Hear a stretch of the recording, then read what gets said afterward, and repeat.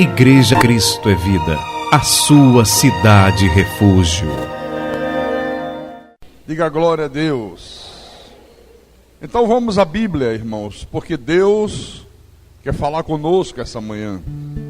E se Deus não falasse conosco, não adiantaria nada nós virmos ao templo, né? Então abra em 1 de Reis, capítulo 15. 1 de Reis, capítulo 15.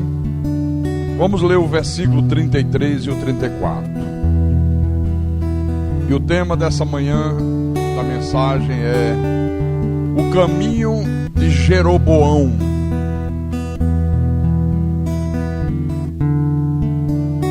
Todos os irmãos amados já encontraram?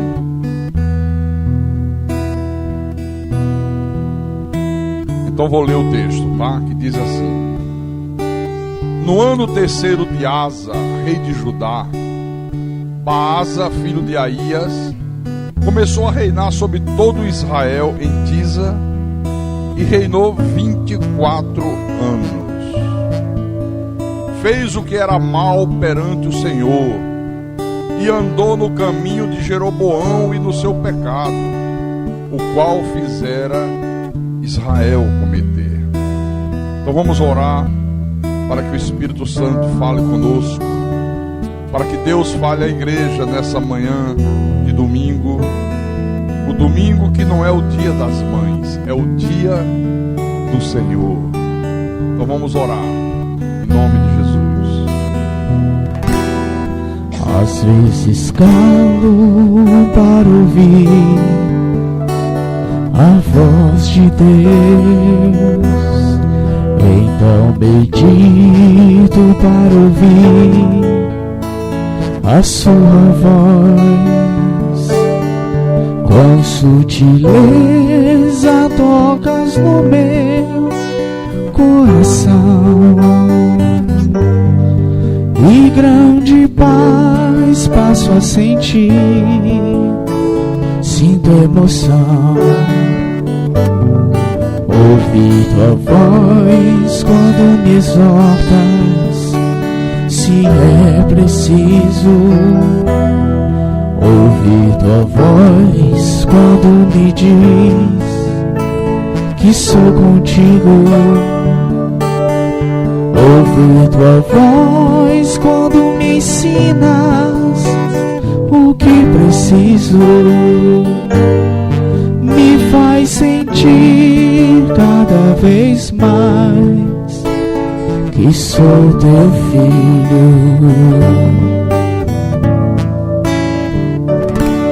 Senhor Jesus Cristo, Santo Deus, Criador dos céus e da terra, Autor e Consumador da nossa fé, Deus bendito, Deus soberano, Senhor de senhores, Rei de reis, o único que é digno de receber o nosso louvor, de receber a nossa adoração, aquele que é Deus sobre todos.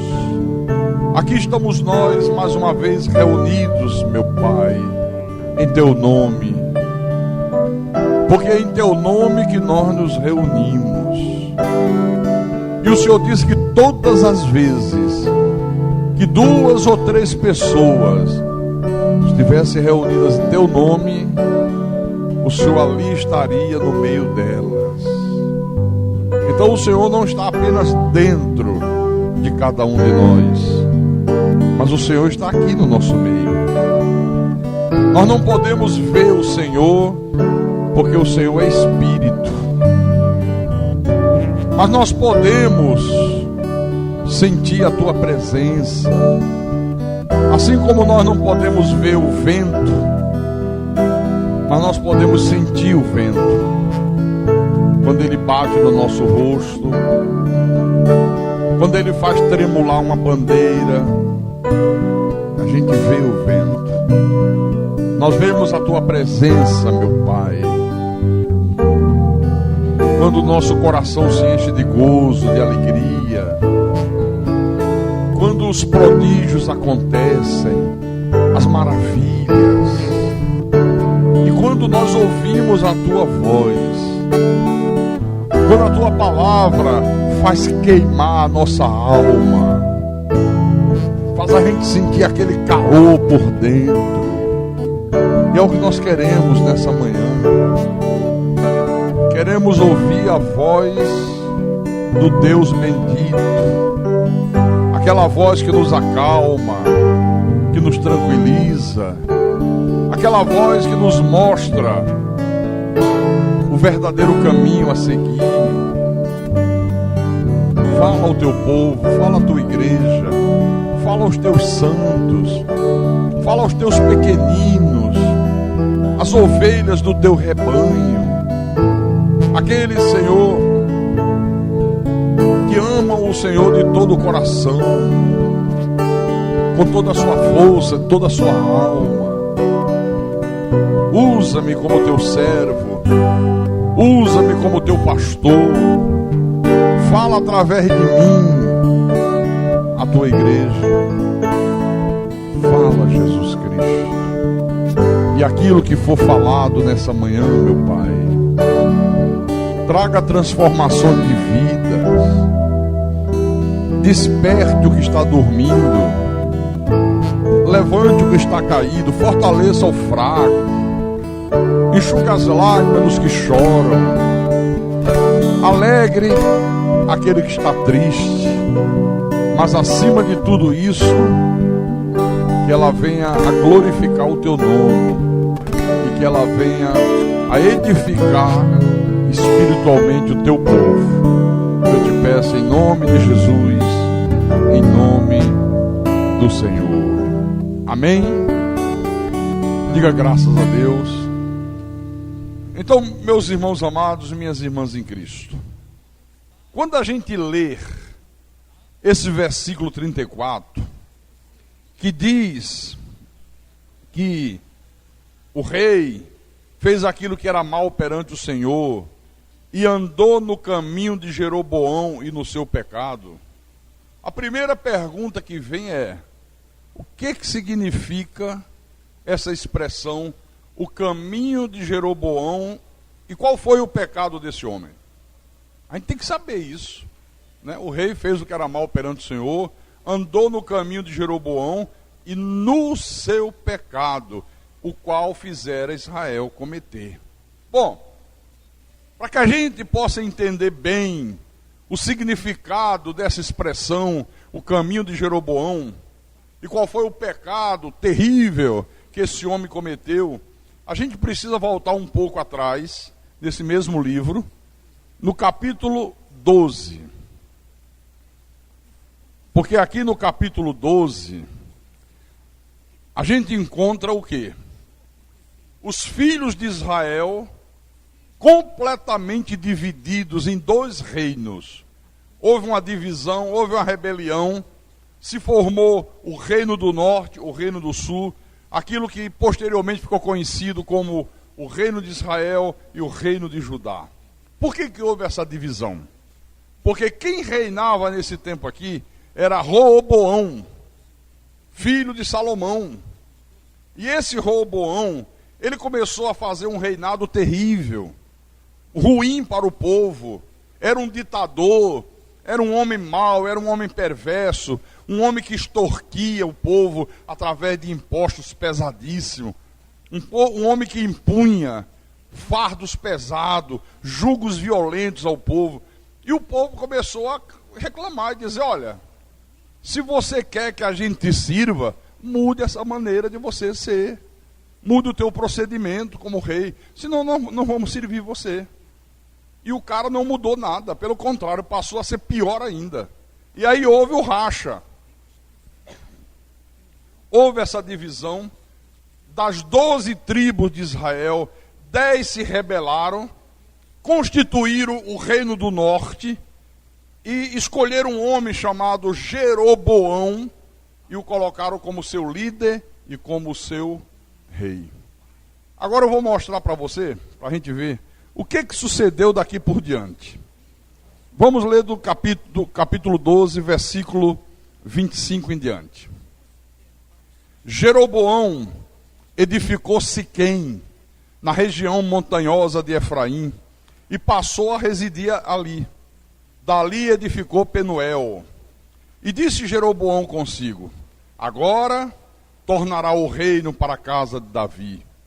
Se este povo subir para fazer sacrifício na casa do Senhor em Jerusalém, o coração dele se tornará seu senhor, a Roboão, rei de Judá. E me matarão, e tornarão a ele, ao rei de Judá. Pelo que o rei, tendo tomado conselho, fez 2 bezerros de ouro, e disse ao povo: basta de subir a Jerusalém. Vês aqui teus deuses, ó Israel, que te fizeram subir da terra do Egito, pois um em Betel e o outro em Dan. E isso se tornou em pecado, pois que o povo ia até Dan, cada um para adorar o bezerro. Jeroboão fez também santuário nos altos, e dentre o povo constituiu sacerdotes que não eram dos filhos de Levi. Fez uma festa no 8º mês, no dia 15º do mês, igual à festa que se fazia em Judá, e sacrificou no altar. Semelhantemente, fez em Betel, e ofereceu sacrifícios aos bezerros que fizera. Também em Betel estabeleceu sacerdote dos altos que levantara. No 15º dia do 8º mês, escolhido a seu bel prazer, subiu ele ao altar que fizera em Betel, e ordenou uma festa para os filhos de Israel. Subiu para queimar incenso. Preste atenção agora.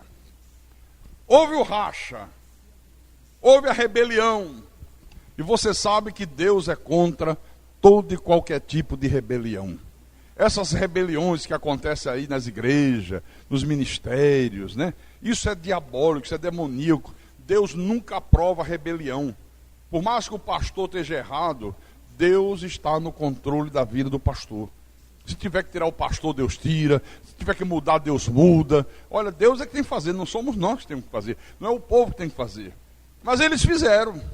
Será? Não, Roboão está sendo um mau rei, eu não estou gostando das atitudes de Roboão, ele está impondo pesados encargos, pesados impostos, o jugo que esse homem está impondo sobre nós é terrível, nós não estamos mais suportando. Aí faz uma rebelião, 10 tribos se juntam, escolhe Jeroboão e constitui Jeroboão o rei.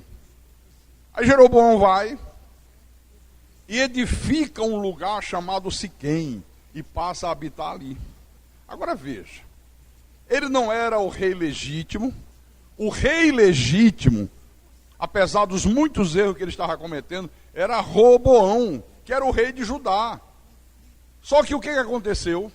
Quando Jeroboão foi constituído rei, ele começou a se dar conta de que mesmo tendo constituído um outro reino, o reino do norte, o povo continuava indo para Jerusalém, fazer os seus sacrifícios a Deus, fazer a sua adoração a Deus, praticar o culto que era normal na vida desses homens. E ele começou a ficar preocupado. Olha o que é que se passou na cabeça desse cara aqui. Ele disse: caramba, o povo continua indo a Jerusalém, eles vão ao templo, eles vão adorar a Deus, eles vão fazer sacrifício. Daqui a pouco, eles vão ficar ouvindo a palavra, e eles vão perceber que eles estão sendo rebeldes contra o rei, que eles estão se rebelando contra uma autoridade que Deus constituiu, e eles vão se consertar, e eles vão voltar outra vez lá para Jerusalém, vão se submeter a Roboão. Olha, pode até me assassinar, eles podem até me matarem. Quer dizer, o cara ficou enlouquecido. Ele queria ser rei a qualquer preço. Aí ele teme perder o controle do povo, e se perdesse o controle do povo, por consequência ele perdia a sua coroa, o seu reino. Ok? Ora, o que esse falso líder, o que esse falso rei aqui idealizou para tentar impedir que o povo retornasse para Jerusalém, ouvisse a palavra de Deus, se consertasse do seu erro, e por consequência ele perderia o controle do povo? O que ele idealizou para que isso não ocorresse e para que ele continuasse dominando sobre o povo. Ele idealizou uma nova religião, foi dando a essa nova religião criada por ele alguns contornos que parecesse ao povo que ela era igualzinha à religião verdadeira. Então Jeroboão vai lá, fabrica 2 bezerros de ouro, ele constrói 2 templos, um em Dan, outro em Betel, ele constitui sacerdote do próprio povo, pega o povo que estava com ele, as 10 tribos que estavam com ele, e ele vai constituindo sacerdote. Ele inventa festas religiosas semelhantes àquelas festas que eram celebradas lá em Judá. E aí ele vira para o povo e diz: olha, não há necessidade de vocês irem a Jerusalém para adorar a Deus, para fazer sacrifícios a Deus. Não é preciso fazer esse esforço. A viagem é longa. Façam aqui mesmo. Deus está em todo lugar, é tudo a mesma coisa. Não precisa fazer isso. Você já ouviu essa expressão? Deus está em todo lugar. Para que ir para Cristo é vida? Tem uma igreja aqui na porta de casa.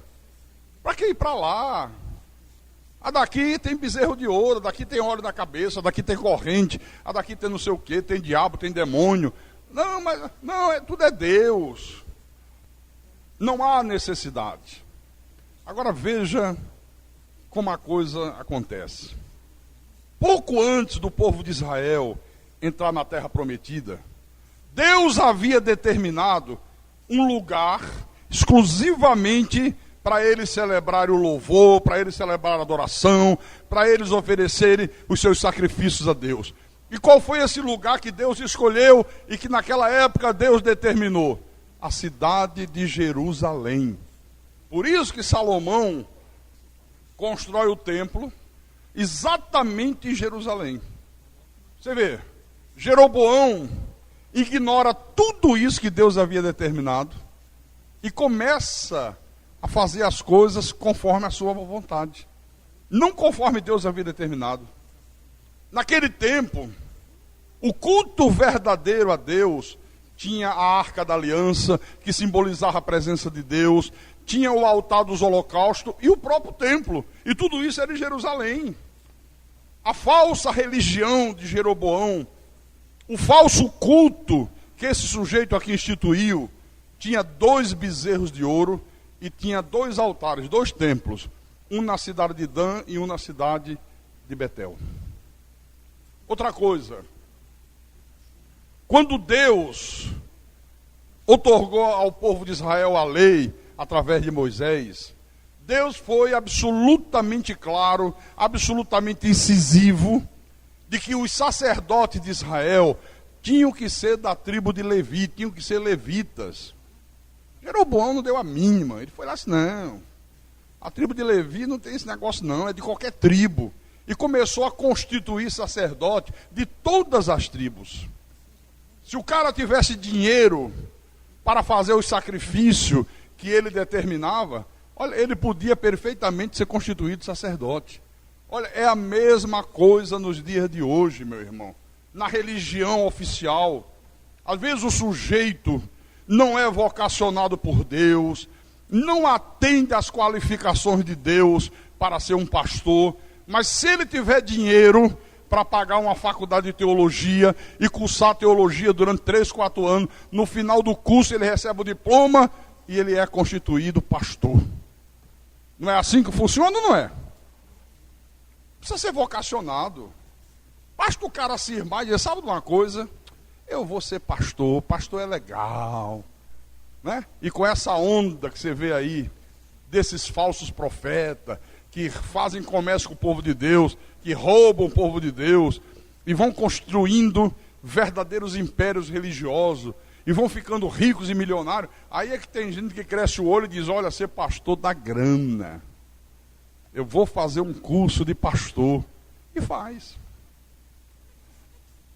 Então, é muito importante que a gente entenda isso aqui.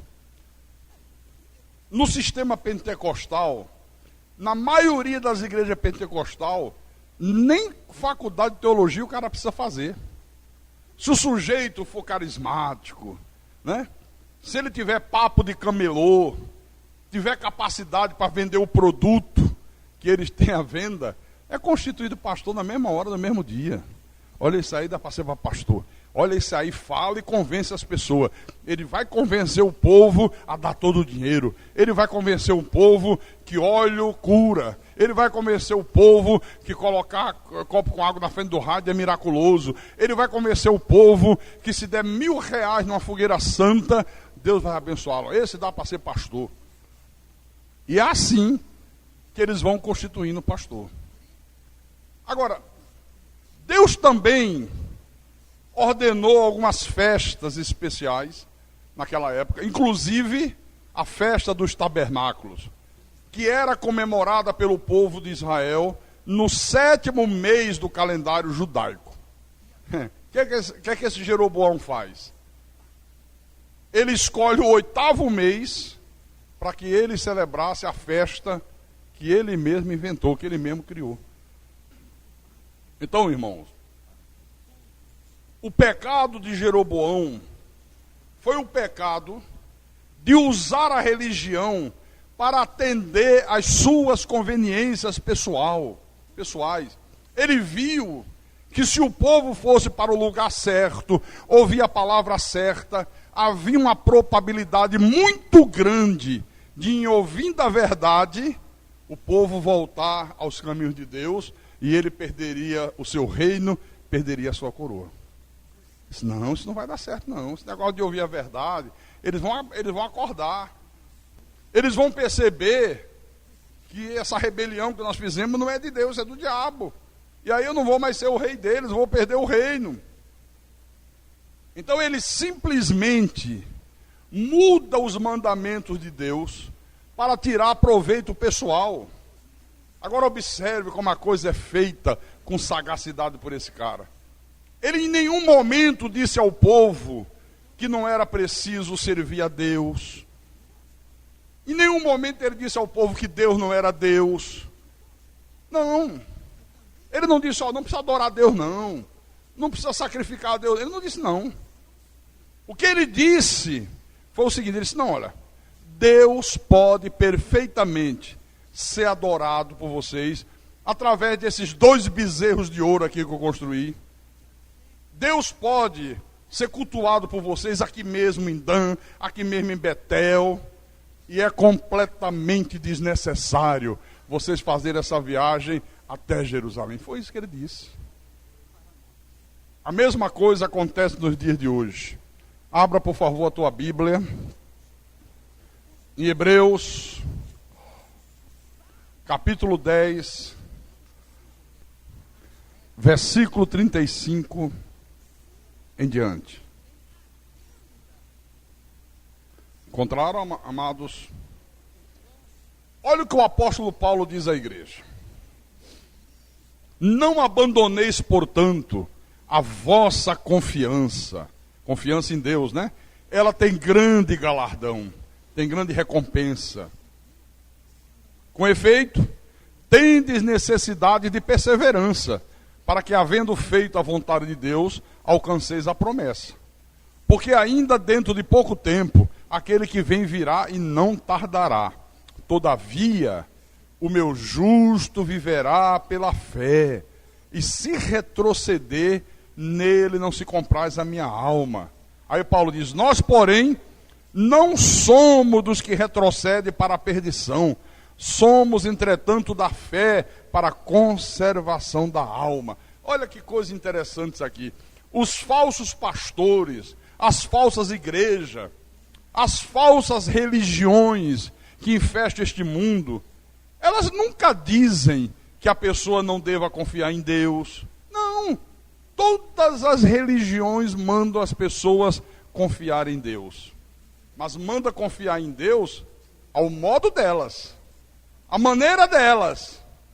A religião espírita, por exemplo, manda as pessoas confiarem em Deus. Mas confiar em Deus como?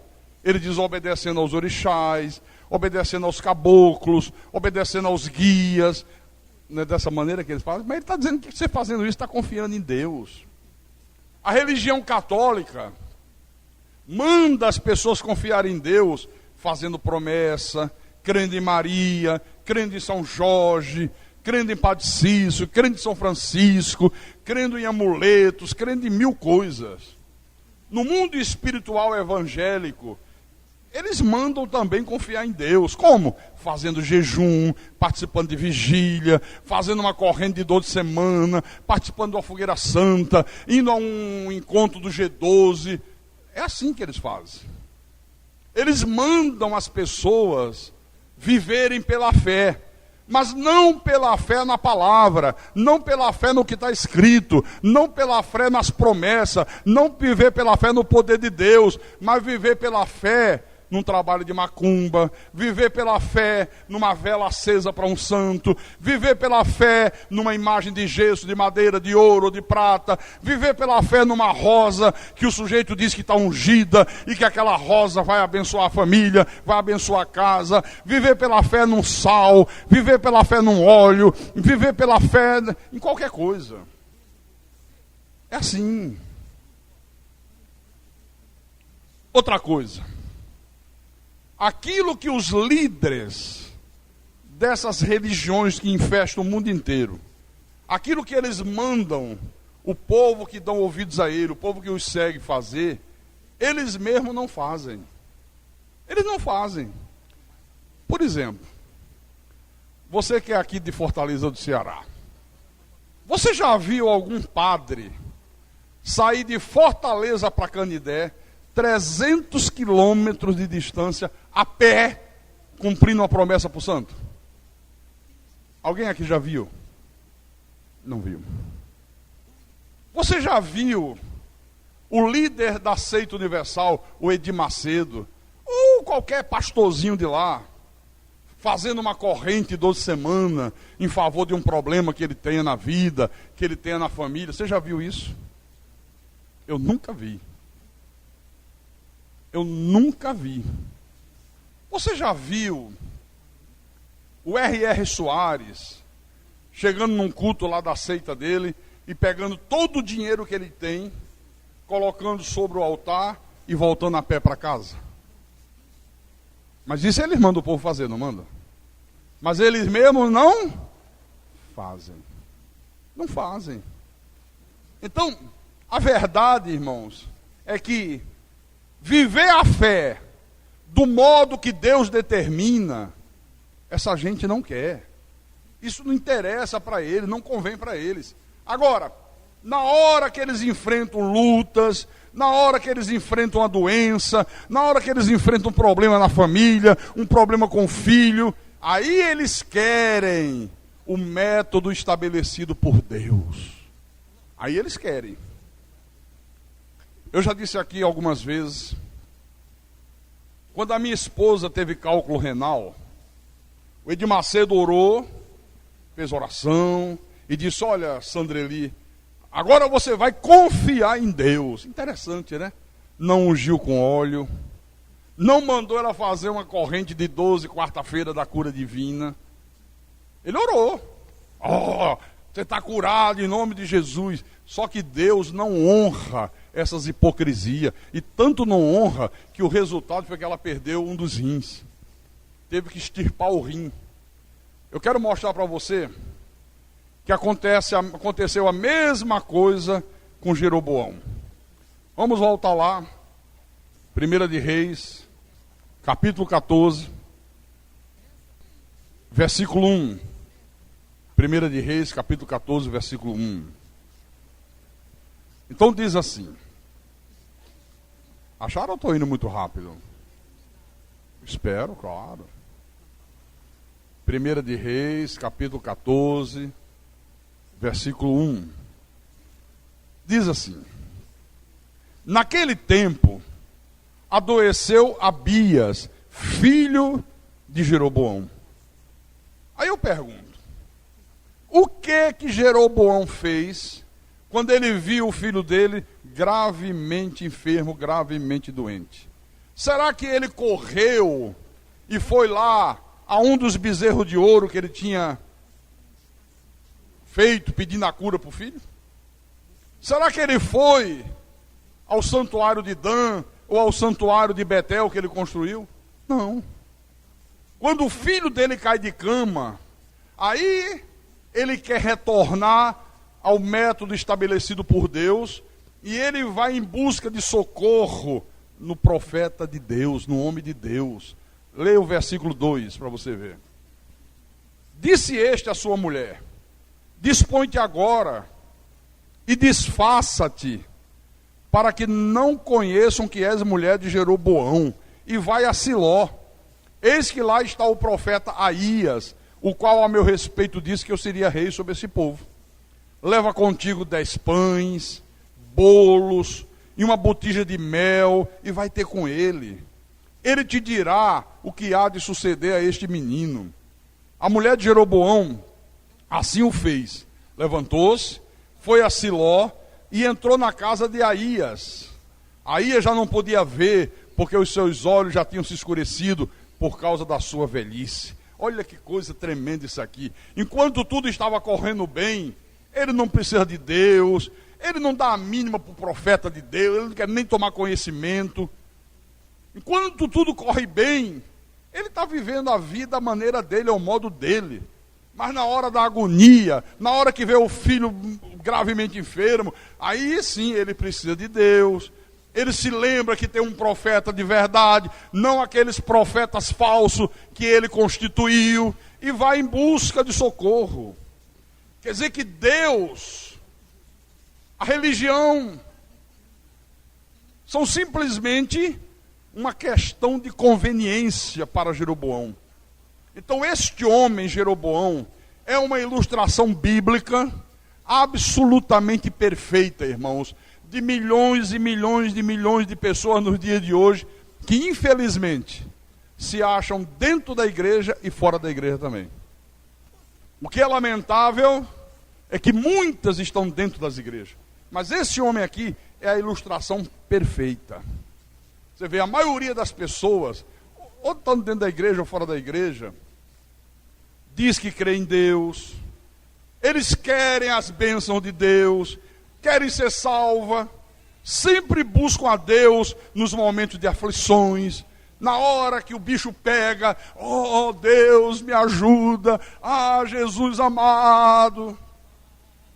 Gente que acredita no poder de Deus, acredita no perdão de Deus, no amor de Deus, na bondade de Deus, na misericórdia de Deus, mas eles odeiam quando alguém fala para eles sobre a verdade de Deus, sobre a justiça de Deus, sobre a santidade de Deus. Isso eles abominam, não querem nem ouvir falar. Eles querem a igreja, acreditam na igreja, mas do jeito dele, de acordo com as ideias preconcebidas que eles têm nas suas cabeças. Elas leem a Bíblia, mas leem assim, separando só aquilo que é conveniente para eles. O resto eles rejeitam, o resto joga na lata do lixo. Não é assim que a sociedade vive?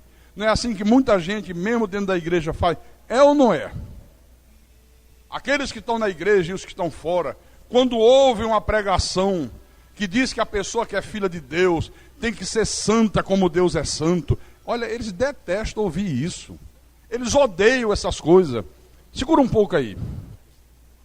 Abra no livro de Levítico,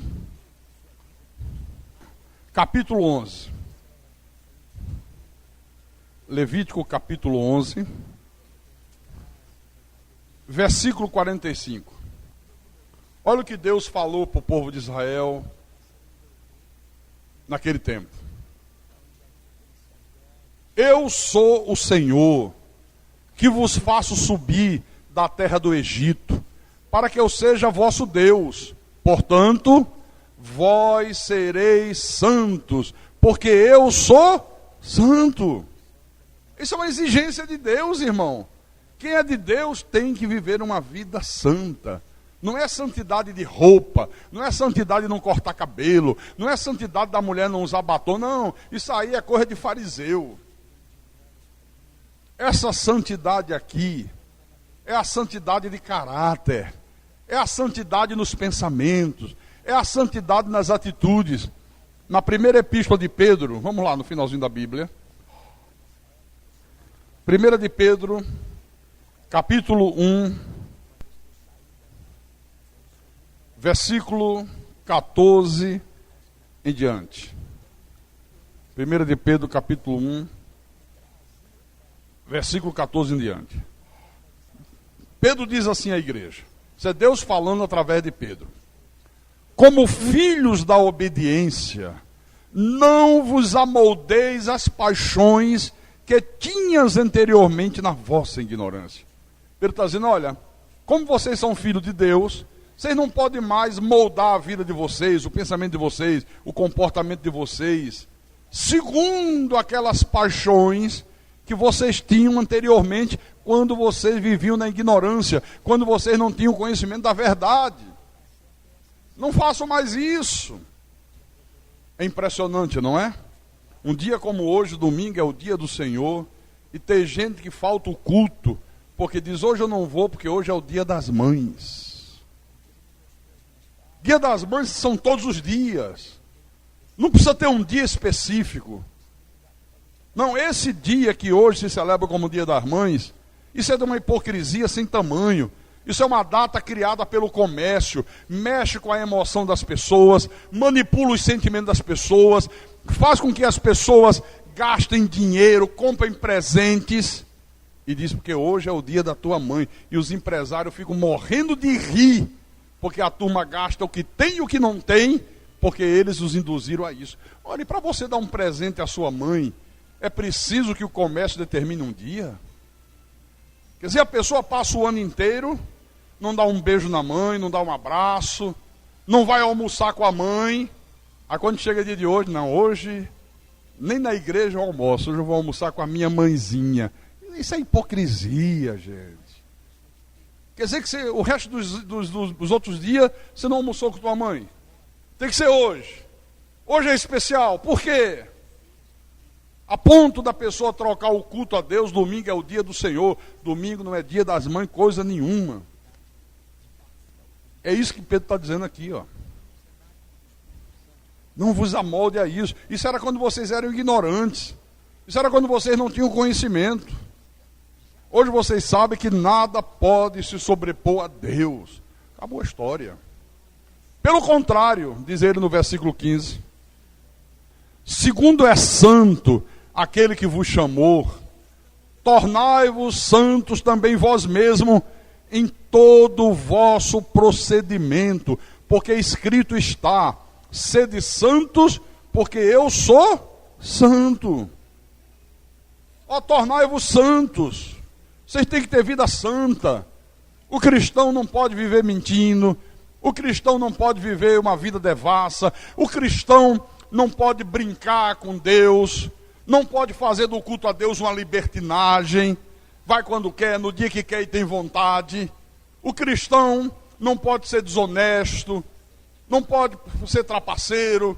Não pode ser um homem que não pode ver um rabo de saia que fica babando. Isso é um safado. E a igreja está assim de gente, ó. A igreja no mundo inteiro. Homens que estão dentro da igreja não podem ver passar uma mulher que ficam devorando com os olhos. E depois diz, ó, Jesus, eu te amo. Ó, Jesus, eu te adoro. Ou mulheres que não podem ver passar um homem que também ficam cobiçando com os olhos. Vale para os dois lados. Gente de pensamento impuro, sabe? Gente imoral, gente que de 10 palavras que fala, 11 são palavrões. Não pode. Se procede assim, não tem nada a ver com Deus, tem a ver com o diabo. O diabo é que é o vosso pai, Jesus diz, não Deus. Então, é gente que tem o mesmo espírito de Jeroboão. Eles prestam culto a Deus, mas ao seu modo. Eles vivem a vida ao seu jeito. E o que é pior, eles acreditam que Deus os aceita dessa forma, dessa maneira. Cultuam Deus ao seu modo, vive a vida à sua maneira, ao seu jeito, e acreditam que Deus os aceita assim. Só olham para Deus visando aquilo que Deus pode lhes conceder, aquilo que Deus lhes pode dar.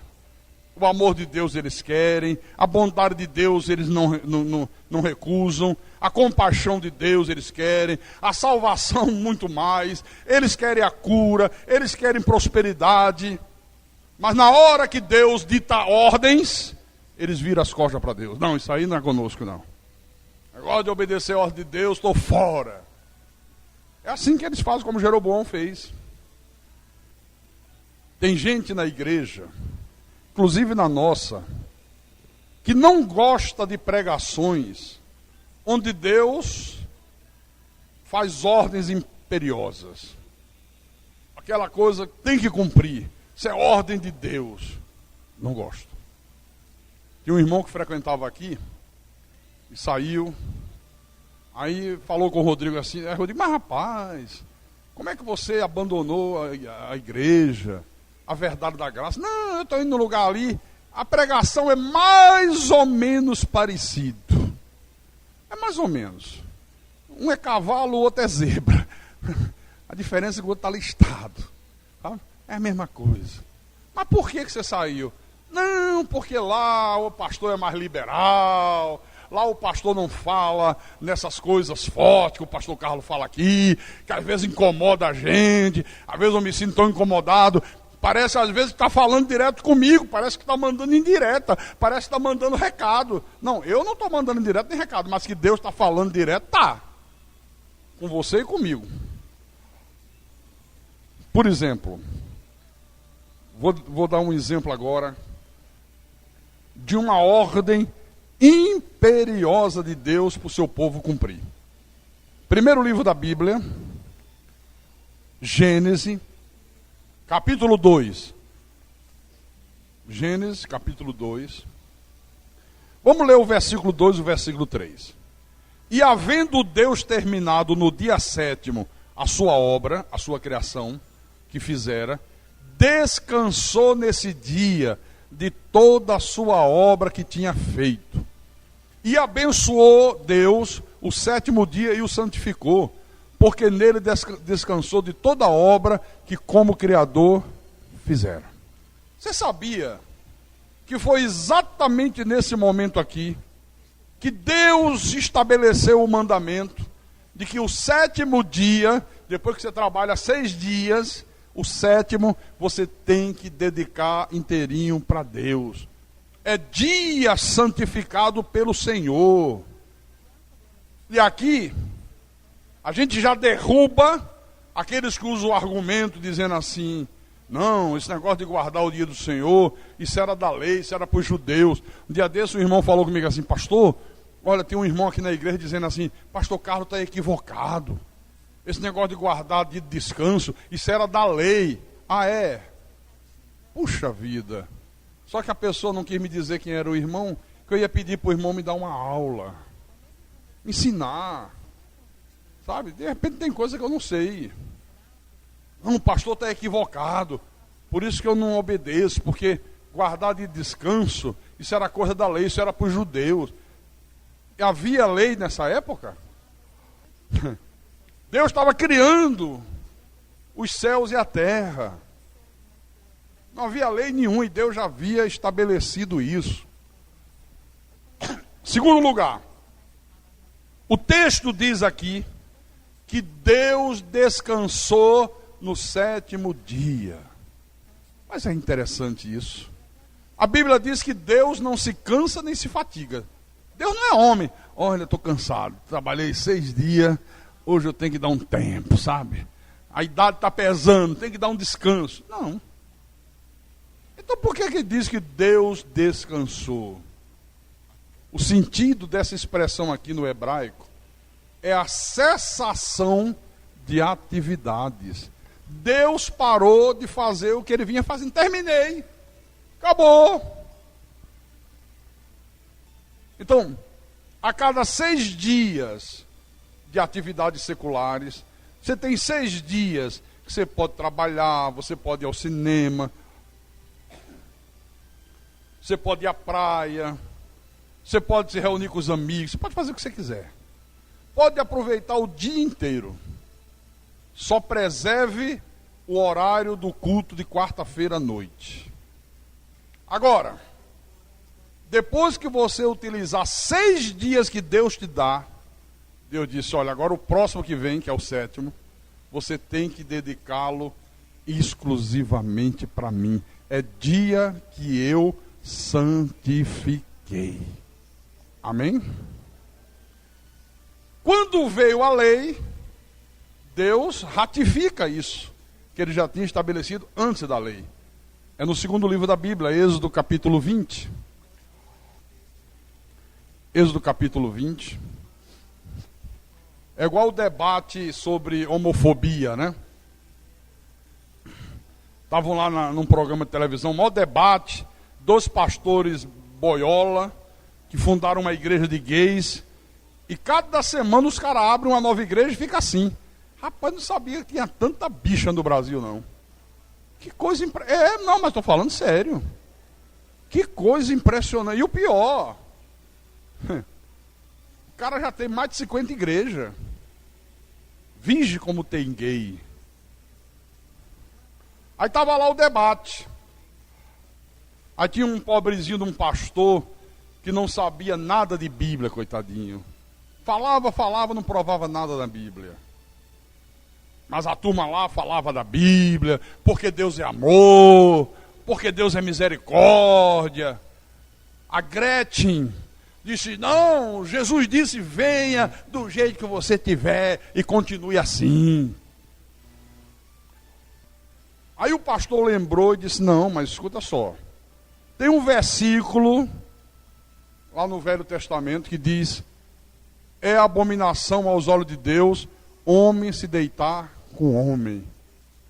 Aí os caras disseram, não, isso aí não, onde é que está? E o cara não lembrava. Ele disse, não, e se tiver, a Bíblia foi os homens que escreveram. Você está vendo? Quando é conveniente foi Deus, quando não é conveniente foram os homens que escreveram. Né? Quando é conveniente foi Deus. Quando não é conveniente, não, isso aí é da lei. Isso aí não é para cumprir hoje não. Deixa eu aproveitar o dia de domingo que eu quero curtir a vida. Vamos lá, Êxodo capítulo 20, versículo 8. Lembra-te do dia de sábado para o santificar. Eu já disse aqui que essa palavra sábado no hebraico é Shabat. Significa dia de descanso. O 7º dia, o que Deus separou. Não é o sábado do nosso calendário hoje. Não havia calendário romano nessa época. Versículo 9. 6 dias trabalharás e farás toda a tua obra, mas o 7º dia é o sábado do Senhor teu Deus, é o Shabat, é o dia santo, é o dia santificado, é o dia que Deus separou e não abre mão que você dedique esse dia inteirinho para Ele. Não é dedicar só uma parte do dia, é o dia todo. Não farás nenhum trabalho, nem tu, nem o teu filho, nem a tua filha, nem o teu servo. Quer dizer, se o cara tem um empregado, ele deve dizer, olha, hoje você está de folga, porque hoje é o dia do Senhor. E Deus disse que nem o meu empregado deve trabalhar e liberar, está aqui.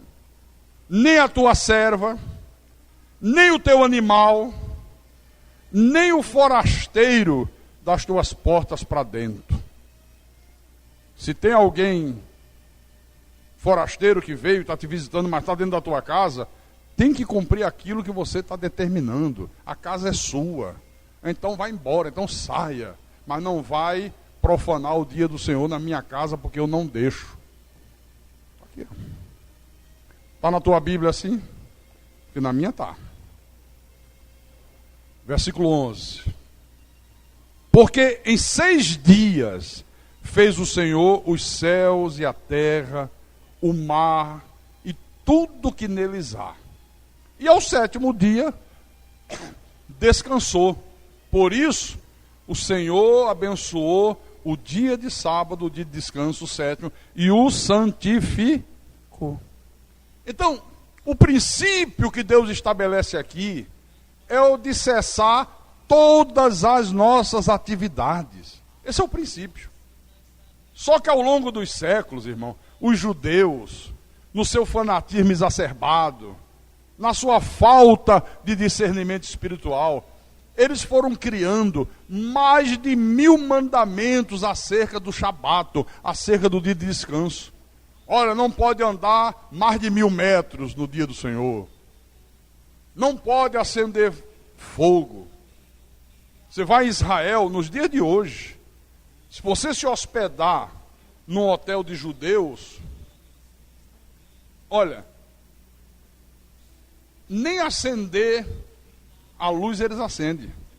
Porque eles acham que se apertar o interruptor da luz, está quebrando o dia de descanso. Um absurdo, uma barbaridade. Aí criou-se uma coisa que não tinha nada a ver com o sentimento de Deus. Por exemplo, aqui em Mateus, vamos adiantar um pouquinho. Mateus capítulo 12. Olha o que aconteceu durante o ministério terreno de Jesus. Mateus capítulo 12, versículo 1 em diante. Por aquele tempo, em dia de sábado, no dia de descanso, passou Jesus pela seara. Ora, estando os seus discípulos com fome, entraram a colher espigas e a comer. Os fariseus, porém, vendo isso, disseram-lhe: eis que os teus discípulos fazem o que não é lícito fazer em dia de sábado. Imagina, estava andando uma plantação de milho, estavam com fome, pegaram uma espiga e saíram comendo milho. Olha lá, não pode, como é que pode? Olha lá, passou ali na padaria, comprou um pão, fez uma merenda, não pode. Aqui. Ou você tem uma ideia de como era entendido isso pelos fariseus. Mas Jesus lhes disse: não leste o que fez Davi, quando ele e seus companheiros tiveram fome? Como entrou na casa de Deus e comeram os pães da proposição, os quais não lhe era lícito comer, nem a ele, nem aos que com ele estavam, mas exclusivamente aos sacerdotes? Ou não lestes na lei que aos sábados os sacerdotes no templo violam o sábado e ficam sem culpa? Pois eu vos digo, aqui está quem é maior que o templo. Deixa eu explicar isso aqui. Eles não entenderam o espírito do mandamento e continuam não entendendo até os dias de hoje. A ordem de Deus era que no 7º dia, depois que você trabalhar 6 dias, você tinha que cessar naquele 7º dia todas as tuas atividades seculares. Aí o fanatismo religioso dos fariseus dizia que o sujeito não podia nem pegar um caju no pé para chupar, porque estava transgredindo o sábado. Um dia Jesus curou uma pessoa no templo, e era sábado, e ele não pode, olha o que ele fez, não pode. Quer dizer, não podia nada, não podia fazer nada. Não, irmãos. Cessar todas as atividades seculares, menos aquilo que é absolutamente imprescindível se fazer. Por exemplo, o sacerdote, o que é que eu estou fazendo aqui? Eu estou o quê? Sim, eu estou trabalhando. É o meu trabalho. Mas não é um trabalho espiritual. Por isso que vocês não leram na lei que o sacerdote, no dia de descanso, ele trabalha, ele está violando o sábado, mas não tem problema, porque é um trabalho espiritual. Por exemplo, nem teu servo, nem tua serva. Isso não significa dizer que nenhum médico pode trabalhar, nenhuma enfermeira pode trabalhar, os bombeiros não podem trabalhar, a polícia não pode. Não pode ficar uma sociedade sem polícia. É uma coisa absolutamente imprescindível. Não pode ficar uma sociedade sem os hospitais funcionarem no dia do Senhor. Tem gente que adoece, pode ser você, pode ser eu. Tem que ser socorrido, tem que ter alguém que preste socorro, tem que ter alguém que atenda. De repente uma cirurgia, de repente, sei lá, uma coisa qualquer. Isso aí pode. Porque é absolutamente imprescindível. Agora, o cara, como pastor Érigles, engenheiro, Aí ele vai dia de hoje trabalhar na empresa dele? Claro que não. Construir prédio, Deus diz, não, isso aí não. Absolutamente não. Isso aí você para. Isso aí você construa durante 6 dias. Mas o 7 você pare a construção e dedique esse 7 inteiramente para mim. Amém? Vocês entenderam isso aqui? Compreenderam isso aqui? Agora, o apóstolo São Paulo, ele diz uma coisa muito interessante. Lá em Colossenses, capítulo 2, versículo 14 em diante. Ele diz assim: tendo cancelado o escrito de dívida que era contra nós, e que constava de ordenanças, o qual nos era prejudicial, removeu-o inteiramente encravando na cruz, e despojando os principados e as potestades, publicamente os expôs ao desprezo, triunfando deles na cruz. Aí no versículo 16: ninguém, pois, vos julgue por causa de comida e bebida, ou dia de festa, ou lua nova, ou sábados. Porque tudo isso tem sido sombra das coisas que haviam de vir, porém o corpo é de Cristo. Pastor, Paulo não está aqui dizendo que na cruz Jesus aboliu o dia de descanso? Paulo não está dizendo que o sábado era sombra das coisas que haviam de vir? Claro e evidente que não. Paulo aqui está se referindo, meus irmãos, aos sábados cerimoniais. O Talmud diz que haviam vários sábados para os judeus cumprirem, que eram representados pelas diversas festas judaicas, como por exemplo a festa da Páscoa, a festa do Pentecoste, a festa dos tabernáculos. E todas essas celebrações, todos esses sábados, todos esses feriados, todos esses dias que eles cessavam de trabalhar, apontavam para o sacrifício de Jesus na cruz. Eram sombra do que havia de vir. Apontava para a cruz, apontava para o que ia acontecer lá na frente. Tanto que quando uma dessas festas aqui coincidia com o sábado da criação, aquele que eu já mostrei aqui, eles chamavam de o grande sábado, o grande feriado.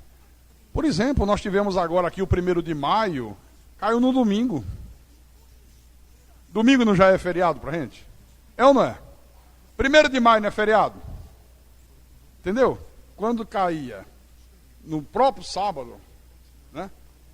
Aí ele dizia, era o grande sábado, o grande feriado.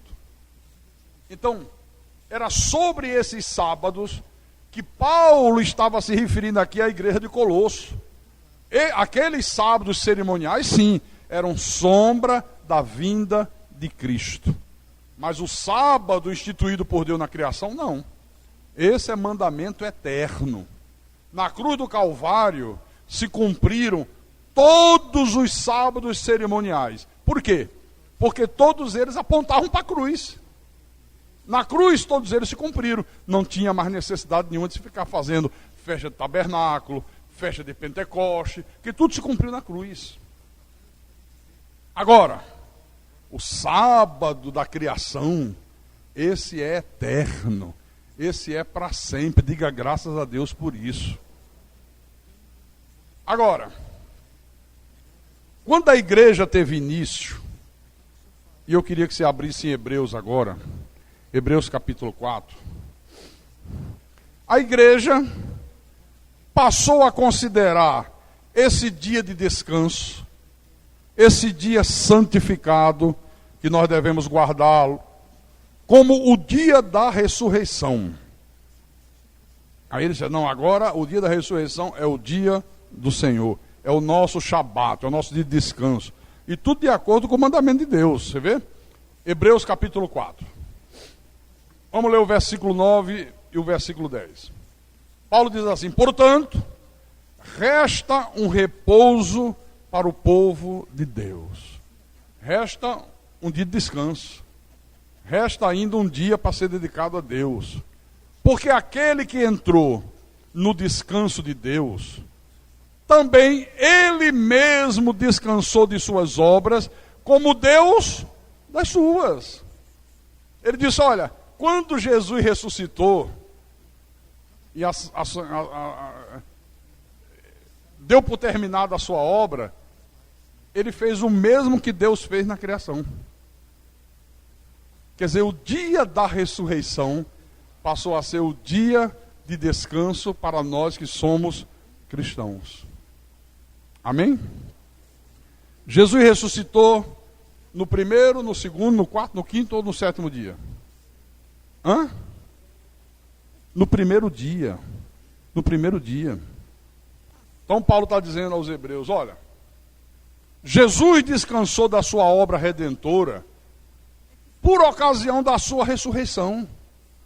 Por isso que o dia da ressurreição passou a ser um dia santo para o povo de Deus, para os eleitos de Deus, para a igreja recém-estabelecida. Por isso, meus irmãos, que a igreja se reunia naquela época, todos os dias da semana, todos os dias a igreja se reunia. Mas no primeiro dia da semana, que era o dia da ressurreição, a igreja se reunia de uma forma especial. Era o dia inteirinho dedicado para Deus. E era nesse dia que eles celebravam a ceia. Esse é o nosso Shabatum. Esse é o nosso dia de descanso. Só para a gente terminar, abra em Atos dos Apóstolos, capítulo 20. Atos capítulo 20, versículo 7.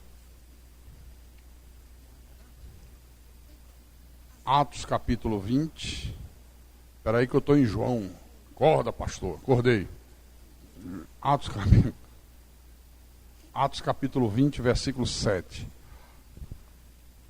Diz assim: no primeiro dia da semana, estando nós reunidos com o fim de partir o pão, celebrar a ceia, Paulo, que devia seguir viagem no dia imediato, exortava-os e prolongou o discurso até a meia-noite.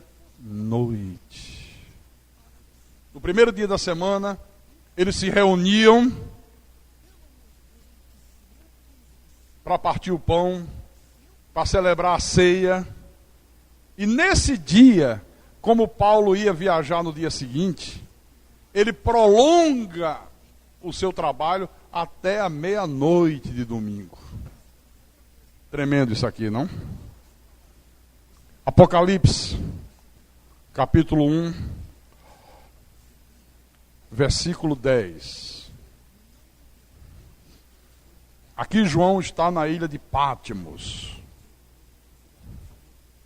E ele diz: achei-me em espírito no dia do Senhor, e ouvi por detrás de mim grande voz como de trombeta. Ele disse: olha, eu me achei em espírito no dia do Senhor, no dia da ressurreição. Isso aqui já derruba o argumento que muita gente utiliza de que não, os cristãos guardam o domingo, os adventistas falam isso, porque o domingo foi estabelecido pela Igreja Católica, foi Constantino que botou o dia de domingo, trocou o sábado pelo domingo. Não, irmão, pelo amor de Deus.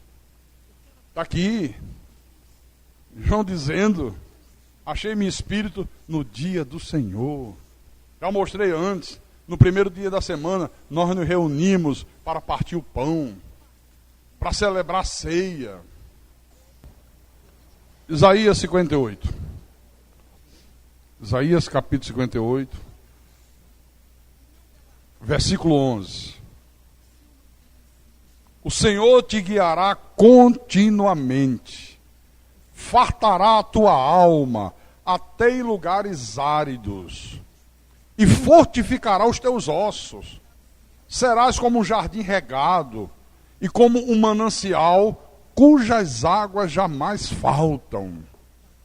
Os teus filhos edificarão as antigas ruínas. Levantarás os fundamentos de muitas gerações e serás chamado reparador de brechas e restaurador de veredas, para que o país se torne habitável. Aí vem a condição. Se desviares o pé de profanar o sábado, o shabat, o sétimo dia, o dia que eu separei para mim, e de cuidar dos teus próprios interesses no meu santo dia. Não é para cuidar dos nossos próprios interesses no dia do Senhor. Por favor, não profane o dia do Senhor.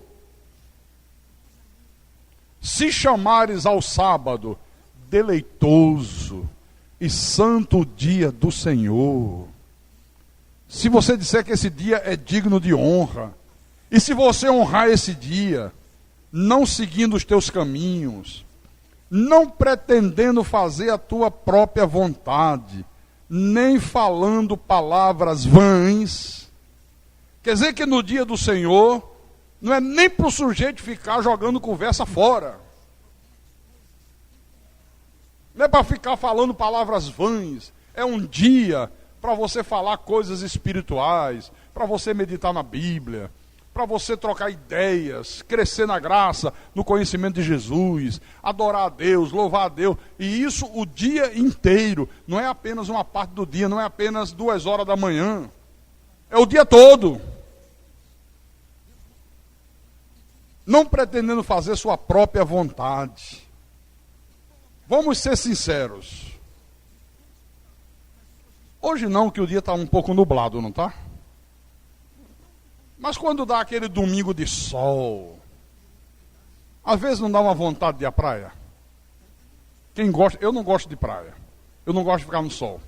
Mas quem gosta, às vezes quando você vem para a igreja que vê aquele domingo bonito, sol brilhando, céu azul, você não diz assim, puxa, a praia hoje deve estar uma beleza. Ou vai dizer que não dá essa vontade? Dá. Puxa, do jeito que o dia está hoje, uma piscina era 10, viu? Olha, do jeito que o dia está hoje, a gente se reunir, fazer um churrasco lá no sítio, lá não sei aonde. Não vamos ser hipócritas. Pode ser que para algumas pessoas nem dê, mas para a maioria dos mortais dá sim. Mas o Senhor diz, olha, se você considera o dia que eu santifiquei digno de honra, você tem que honrar esse dia. Não faça a tua vontade. A vontade da tua carne é ir à praia, a vontade da tua carne é ficar em casa dormindo, a vontade da tua carne é ficar diante da televisão assistindo futebol, a vontade da tua carne é você ir para uma praia, é você ir para o clube, é você ir fazer uma churrascada com a família, com os amigos, mas se você considera digno de honra, não faça a tua vontade. Então, te deleitarás no Senhor, e eu te farei cavalgar sobre os altos da terra. Cavalgar sobre os altos da terra significa eu te farei vitorioso sobre todas as tuas lutas, sobre todos os teus inimigos, e te sustentarei com a herança de Jacó teu pai, porque a boca do Senhor o disse. Amém? E para terminar, só um versículo. Mateus capítulo 19. Mateus 19. Capítulo 19. Versículo 17. Ok? Quando aquele jovem rico foi a Jesus, aí Jesus disse assim, por que me perguntas acerca do que é bom? Bom só existe um, que é Deus, né? Se queres, porém, entrar na vida, guarda os mandamentos.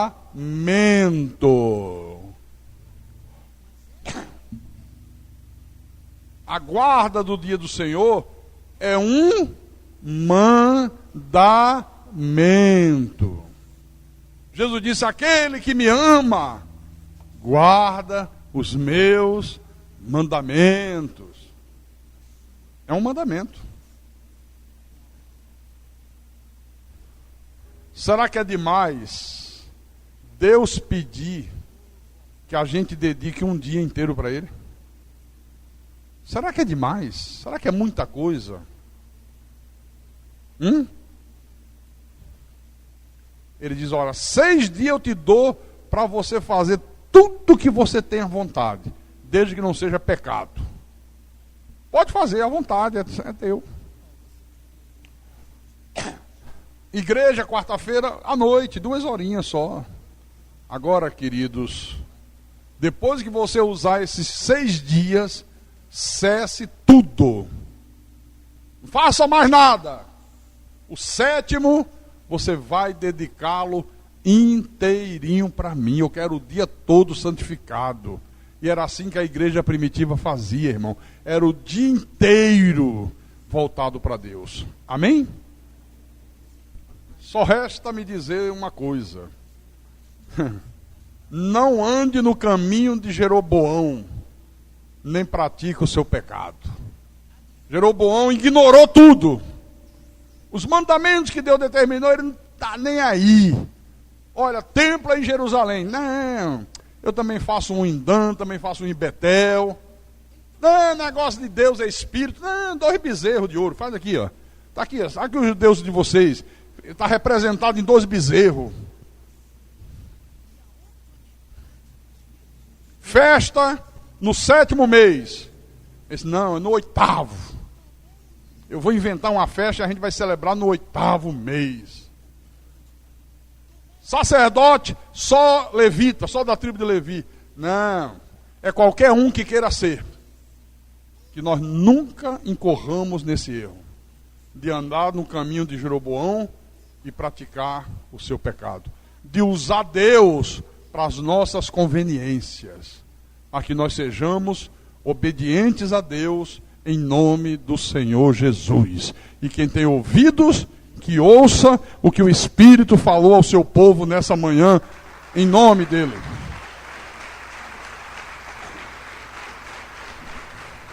Glória a Deus. Vamos ficar de pé. Fique de pé agora. Feche os teus olhos. Curva a tua cabeça.